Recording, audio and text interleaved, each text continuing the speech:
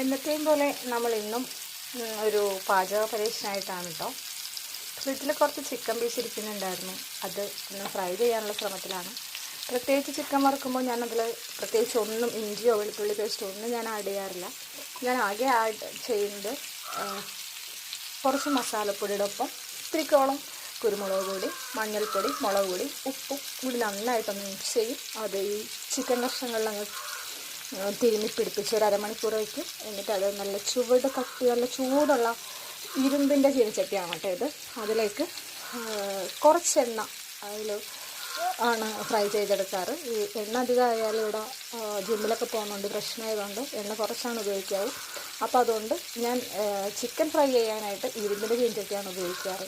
നല്ല ചൂടായിരിക്കും, നന്നായിട്ട് മൊരിഞ്ഞും കിട്ടും. അപ്പോൾ അതിന് എൻ്റെ മേളിൽ ചിലപ്പോൾ ഞാൻ ഇത്തിരിക്കോളം ഇതേപോലെ കുറച്ച് വെളിച്ചെണ്ണ ഇങ്ങനെ തൂക്കി കൊടുക്കുമെന്ന് വെച്ചാൽ ബാക്കിയൊക്കെ മറിച്ചും തിരിച്ചും ഇട്ടിട്ടാണ് ഞാൻ ഫ്രൈ ചെയ്തെടുക്കാറ്. ഒരിക്കലും പൊരിച്ച് എടുക്കാറില്ല. അപ്പോൾ വളരെ സിമ്പിളാണിത്.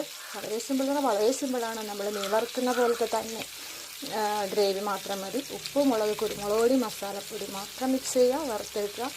ഈ ഇഞ്ചിയുടെയും വെളുത്തുള്ളിയുടെയും ഒന്നും കുത്തില്ലാതെ ചിക്കൻ്റെ ഒറിജിനൽ ടേസ്റ്റ് നമുക്ക് മനസ്സിലാക്കാൻ പറ്റുന്നുള്ളതാണ് ഇങ്ങനെ വറുത്തെടുക്കാനുള്ള സ്പെഷ്യാലിറ്റി. അപ്പോൾ ട്രൈ ചെയ്ത് നോക്കുമല്ലോ.